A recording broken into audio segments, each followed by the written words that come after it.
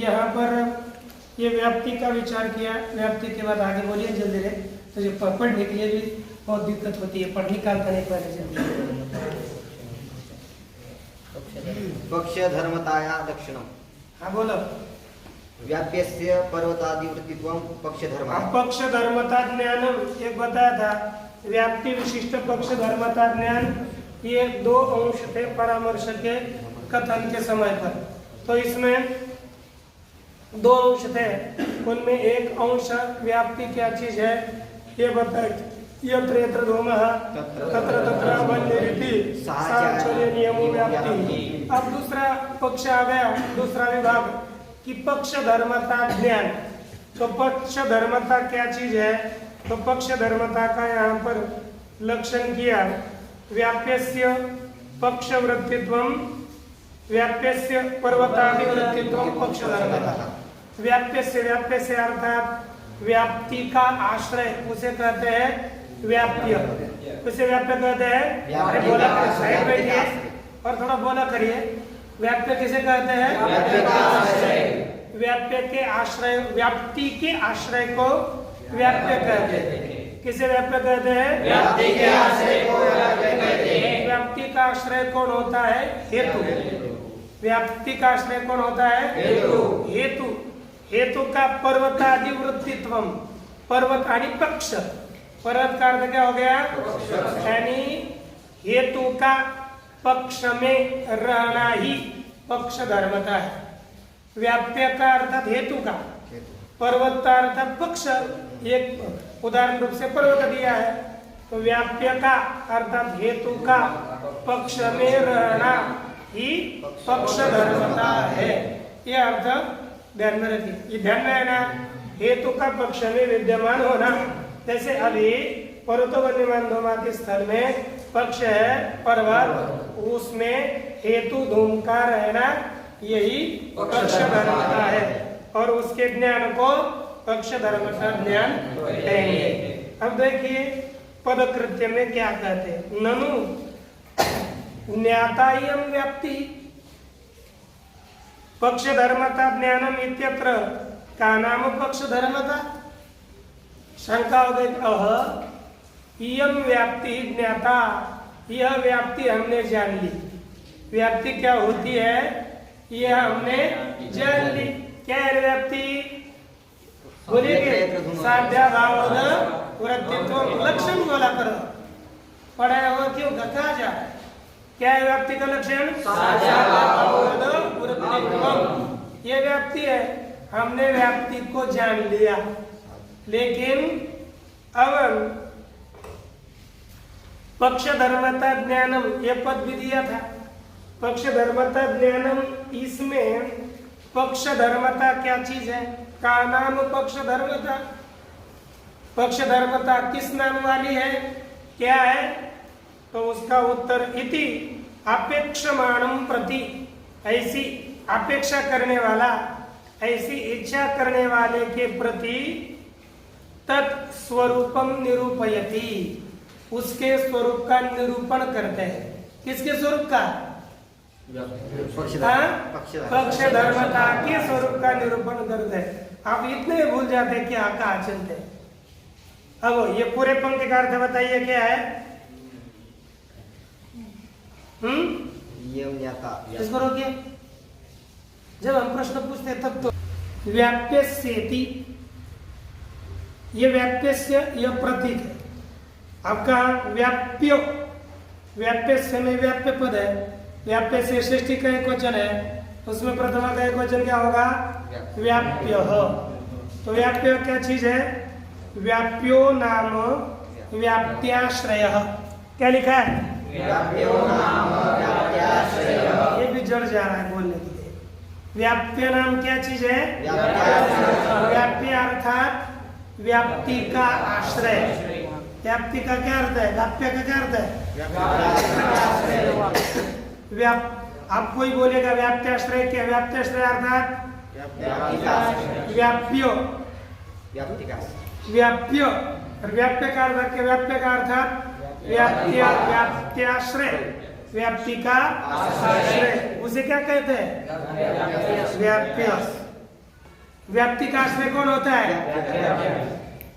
कौन होता है? वो हेतु होता है कि साध्य होता है? हेतु। व्याप्ति का आश्रय होता है हेतु। तो इसलिए व्याप्य से अर्थात हेतु का तो लिखा है, आगे लिखा सच धूमादि रेव व्याप्ति स अर्थात वह व्याप्ति का आश्रय धूमादि रेव धूमादि ही है। एव का अर्थ है ही, धूमादि ही है। तस्य तस्य अर्थात धूमादेः धूमादियों का पर्वतादि वृत्तित्वम पर्वत इत्यादियों में रहना यही पक्ष धर्मता है। हेतु का पर्वत में रहना ही पक्ष धर्मता है। इति अर्थ या ऐसा अर्थ हुआ ये पूरे वाक्य का। इससे क्या समझ में आया आपको? इससे क्या समझ में आया?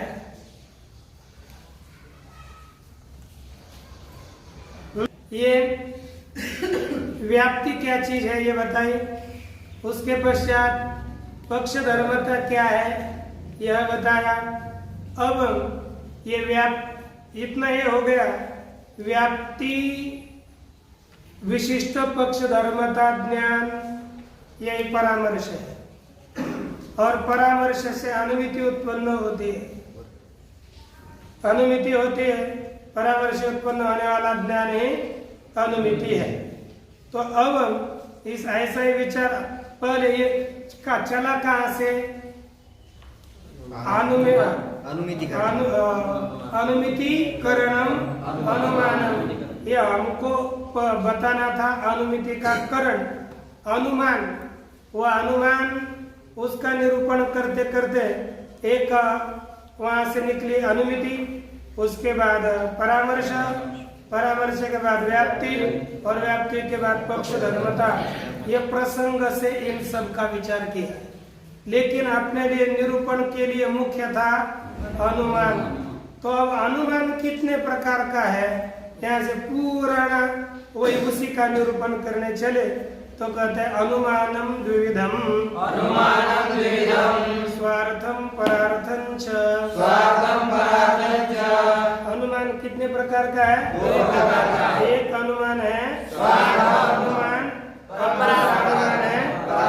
तो इसका अर्थ क्या करेंगे हम पूरे? यदि आप करेंगे तो क्या करेंगे अर्थ पंक्ति का इसका? अनुमान दो प्रकार का है, स्वार्थ और परार्थ। ऐसा बोलना है, नहीं तो अर्थ करना कभी नहीं आता। बैठने से अर्थ आया तो हो गया कल्याण आपका। उस पंक्ति का अर्थ स्वयं आना चाहिए।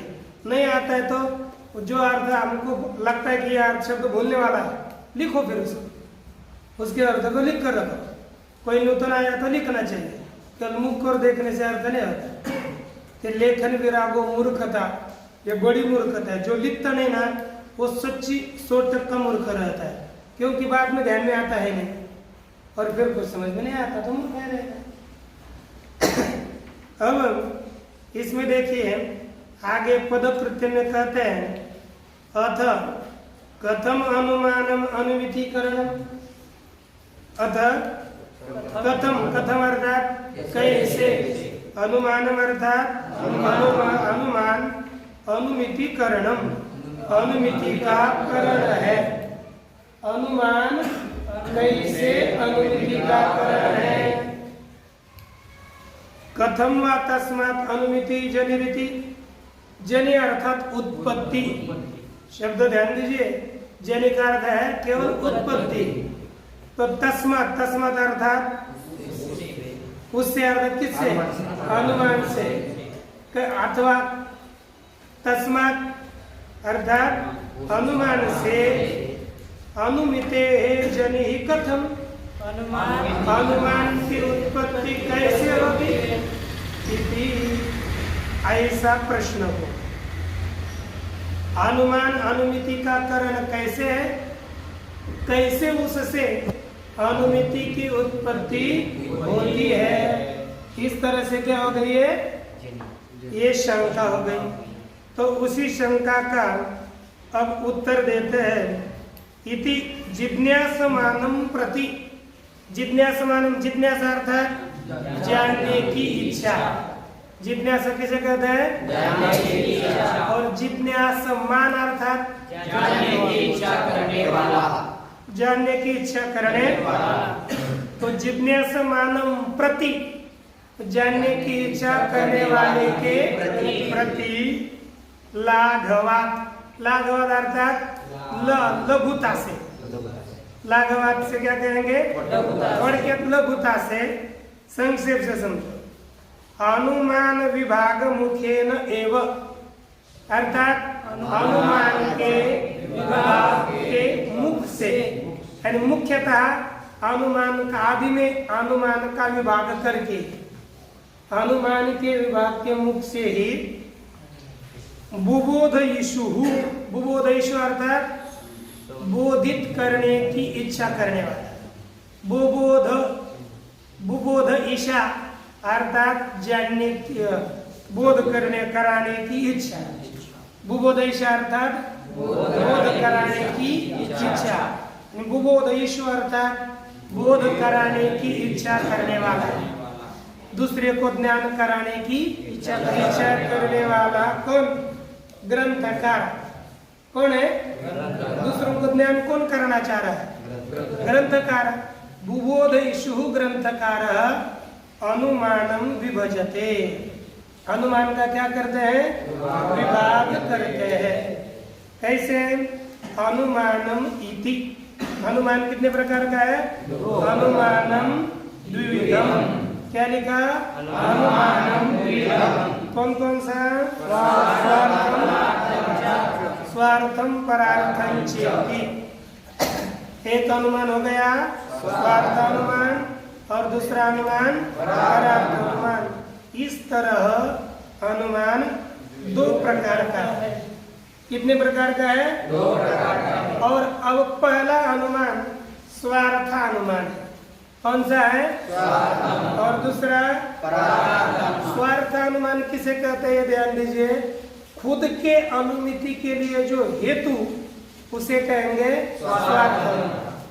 अपने अनुमिति के लिए हेतु जो अनुमान स्वार्थ, वो होगा अनुमान स्वार्थ अनुमान। जैसे ये पूरा मूल दिया है ना, ये स्वार्थ अनुमान का ही प्रारंभ में दिया हुआ है मूल। केवल मूल लेते हैं, फिर फलकृत्य और मूल पुनः कर लेंगे। तो देखिए, स्वार्थम स्वानुमिति हेतु, क्या लिखा है? स्वार्थम स्वानुमिति हेतु। स्वार्थम अर्थात स्वार्थ अनुमान खुद के अनुमिति के लिए कारण होता है। अपने लिए किसी को हमको न्याय नहीं कराना, स्वयं ही एक हरी बार क्या हो गया? तो देखिए, तथा स्पष्टीकरण करते हैं, तथा ही स्वयं एवं भूयो दर्शनेन, स्वतः स्वयं ही पुनः पुनः, भूयो अर्थात पुनः पुनः दर्शन, पुनः पुनः देखने से क्या? यत्र यत्र धूमः, जहाँ जहाँ धूम है, हमने खुद ने देखा कि जहाँ जहाँ धूम है तत्र तत्र अग्निरीति, वहाँ वहाँ अग्नि होती है। ये अपने पाकशाला इत्यादियों में हमने घरों में देखा, जहाँ जहाँ धूम है वहाँ वहाँ आग होती है। स्वयं देख सकते हैं कि नहीं? कि नहीं देख सकते हो? अंधे हो, है ना? तो ये किसने, हम स्वयं देख करके फिर बाद में इस मानसादो व्याप्ति गृहीत्वा, मानस इत्यादि स्थलों में व्याप्ति को लिया। हमने समझ लिया कि जहाँ जहाँ धूम होता है वहाँ वहाँ आग होती है, अर्थात जहाँ जहाँ धूम है वहाँ वहाँ आग निश्चित है ही है। इस तरह से व्याप्ति को हमने जान लिया। फिर बाद में कुछ काल के बाद पर्वत के नजदीक चले गए। उन्होंने लिखा पर्वत समीपम गतः, पर्वत के नजदीक गया हुआ पुरुष, तदगते चागनो संदेहान, तदगते अर्थात पर्वत में रहने वाले अग्नि के विषय में संदेह हुआ। क्या हुआ? संदेह हुआ। संदेहान, फिर क्या कर रहे हैं? अरे पर्वत में आग है कि नहीं रे, हमको थोड़ी आवश्यकता है, लेकिन पर्वत में आग होगी कि नहीं, वहाँ जाकर आज कुछ भोजन वगैरह बनाएंगे, वहाँ ही आज भोजन बनाकर खाएंगे, लेकिन पर्वत में आग है कि नहीं, संदेह हो गया यहाँ से। लेकिन अरे हाँ, पर्वत में धूम तो दिख रहा है, लेकिन वहाँ पर तो क्या करते हैं, हम धूम को देखते हैं। धूम को देखने के बाद क्या निश्चय होता है, उसको ध्यान में तारे, जहाँ जहाँ धूम होता है वहाँ वहाँ आग होती है, जहाँ धूम है अर्थात आग है। ये होता है कि नहीं? संध्यान पर्वते धूमं पश्यन्, पर्वत में धूम देखता हुआ व्याप्तिम स्मरति, उसको पुरानी व्याप्ति का स्मरण आता है, जहाँ जहाँ धूम होता है वहाँ वहाँ आग होती है, स्मरण हो गया। फिर तदनंतर उसे एक ज्ञान होता है, परामर्श ज्ञान। कैसा? वन्य व्याप्य धूमवान अयम पर्वतः, क्या ज्ञान होता है? वन्य व्याप्य धूमवान यह पर्वत है, ऐसा ज्ञान उत्पन्न होता है। उसे ही क्या कहते हैं? लिंग परामर्श। न्याय भाषा में इसे ही लिंग परामर्श कहते हैं। तस्मात् उस लिंग परामर्श से पर्वतो वन्यमानम, पर्वत वन्य वाला है, इति ज्ञानम, ऐसा ज्ञान अनुमिति उत्पन्न होता है। तदेतत् स्वार्थानुमानम, इसे कौन सा अनुमान कहते हैं? स्वार्थानुमान। तो इतना केवल सरल सरल बताया, कल पुनः बताएंगे, लेकिन कल आते समय इसे कंठस्थ करके